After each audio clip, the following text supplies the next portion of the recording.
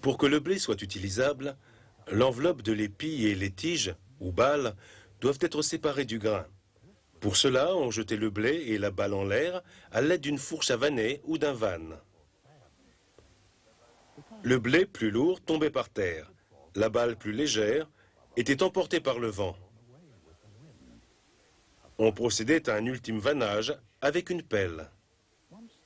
Une fois le blé expédié au grenier, on nettoyait l'air en brûlant la balle qui restait. Jean avertissait les gens que le jour ne tarderait pas, où le Fils de Dieu emploierait la fourche à vanner du jugement pour séparer les justes des méchants.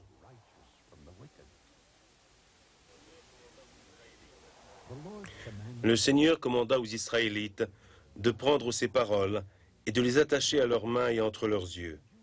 Les Juifs interprétèrent cela comme voulant dire qu'il fallait copier la parole du Seigneur sur de petits rouleaux et de les mettre dans des étuis de cuir qu'ils portaient sur leur front et sur les bras pendant qu'ils priaient. Ces étuis étaient appelés phylactères.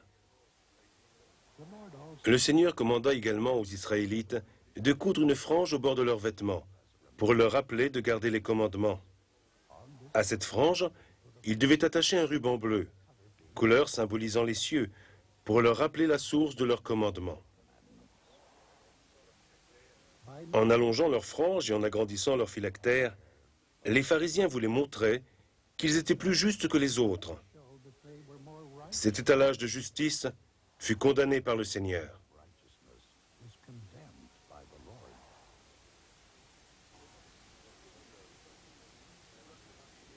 Le jour des noces, la mariée était aidée par ses suivantes, tandis que le marié était en compagnie de ses amis. Les amis allaient avec le marié chercher la mariée pour la conduire au repas de noces. Pleins d'impatience, amis et voisins se pressaient le long du chemin pour l'éclairer et se joindre au cortège. Si le marié tardait à arriver, il fallait que chaque invité ait assez d'huile jusqu'à ce qu'il vienne. Enfin, on entendait le signal « Le voilà !» Les suivantes, débordantes de joie, laissaient la mariée et allaient dans la rue pour éclairer le reste du chemin devant le marié. Le mot Gethsémané signifie pressoir à huile. Dans le jardin de Gethsémané, les olives placées dans des paniers étaient pressées sous un grand poids, ce qui en exprimait l'huile. Il y a là une similitude avec l'expiation. Dans ce même jardin, le Sauveur, sous le poids des péchés du monde, fut pressé, ce qui fit couler son sang précieux par chaque pore.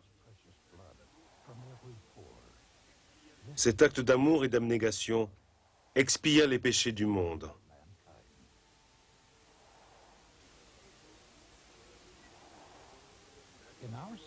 Dans la société où nous vivons, la journée commence à minuit. Au Proche-Orient, autrefois, la journée commençait au coucher du soleil. Nous trouvons une survivance de cette coutume dans la célébration de la veille de Noël, le soir précédant le jour de Noël. La nuit et le jour étaient divisés en 12 périodes égales, appelées heures. Bien que l'heure réelle variât selon l'époque de l'année, le lever du soleil se situait aux alentours de 6 heures du matin. 3 heures plus tard, vers 9 heures du matin, c'était la 3e heure. La 9e heure s'est située vers 3 heures de l'après-midi. La nuit était divisée en 4 périodes appelées veilles. Le nom veille fait référence aux périodes de 3 heures pendant lesquelles les soldats montent la garde ou veillent. Les veilles commençaient au coucher du soleil et se terminaient à 9 heures, minuit, 3 heures et 6 heures.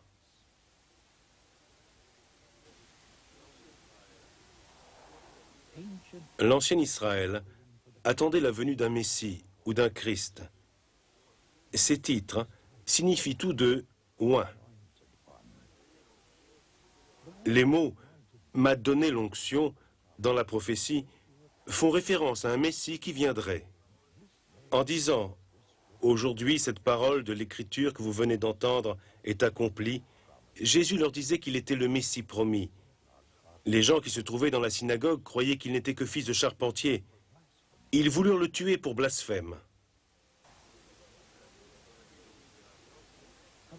La bourse dans laquelle on mettait l'argent pouvait avoir différentes formes. Entre autres, une poche pratiquée dans la ceinture ou un sac pendu à la ceinture. Le sac était un sac de voyage dans lequel on transportait de la nourriture et d'autres effets personnels.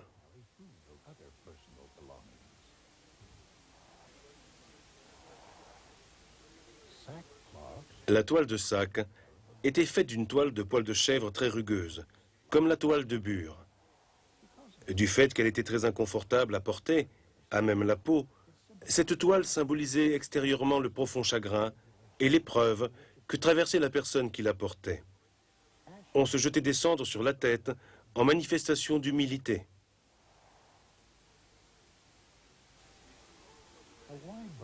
La lèpre désignait toutes sortes de maladies de peau.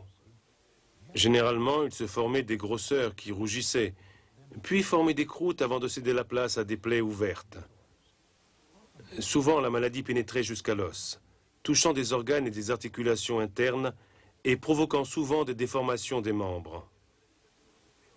La lèpre était la maladie la plus redoutée en Terre Sainte. Quand les gens étaient contaminés, ils étaient tenus de se faire examiner par le prêtre. Quand le prêtre déclarait un lépreux impur, cela signifiait que celui-ci ne pouvait pas participer aux ordonnances sacrées et était banni de la communauté. Une fois guéri, le lépreux pouvait être déclaré pur par le prêtre et être réadmis dans la société.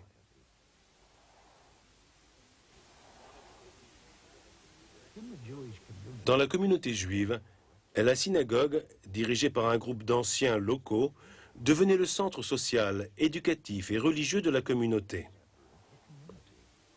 Celui qui était excommunié se voyait refuser l'accès à la synagogue, où avaient lieu la plupart des rapports sociaux. Le fait d'affirmer que Jésus avait guéri leur fils pouvait valoir aux parents d'être considérés comme des blasphémateurs par les dirigeants de la synagogue et leur faire encourir l'excommunication.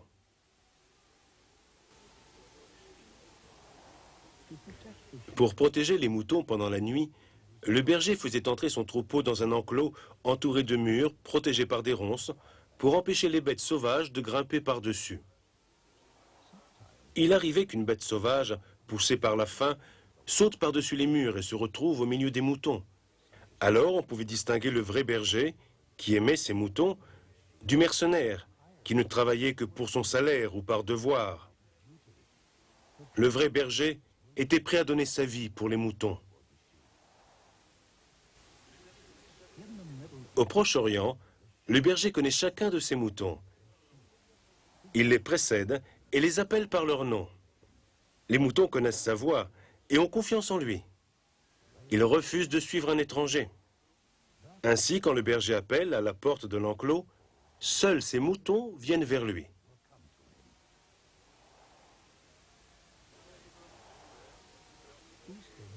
À l'époque du Sauveur, lors des banquets, on mangeait couché.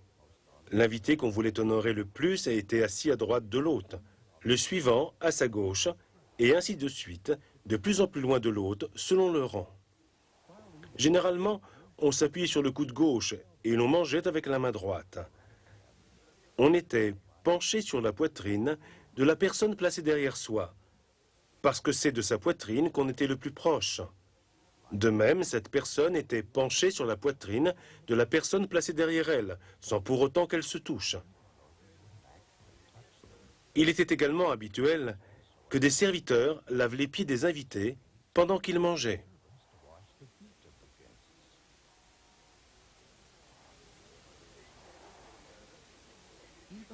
Les synagogues locales étaient présidées par les anciens. Néanmoins, l'Assemblée participait activement à l'enseignement. Après avoir lu les Écritures, le lecteur commentait le passage. L'Assemblée pouvait alors poser des questions et participer à une discussion. Paul tira parti de cette possibilité pour enseigner l'Évangile dans les synagogues.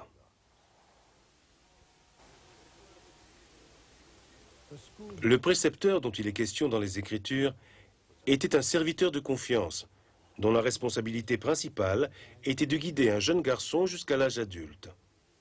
L'une de ses responsabilités était d'emmener le jeune homme à l'école, où il était instruit de façon structurée par un maître.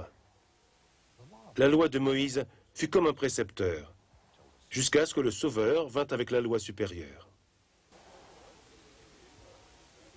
Le vêtement de base pour les hommes et les femmes était la tunique. Ce n'était ni plus ni moins qu'un sac avec des ouvertures pratiquées pour la tête et les bras. On portait autour de la taille une bande de cuir ou de tissu plié, comme une ceinture. Pour travailler, la longue tunique était gênante. On ramenait les pans et on les passait dans la ceinture, ce qui laissait toute liberté aux jambes. On appelait cela « se ceindre les reins ». Dans le langage de l'Évangile, se ceindre les reins signifie se préparer, travailler dur et servir dans le royaume.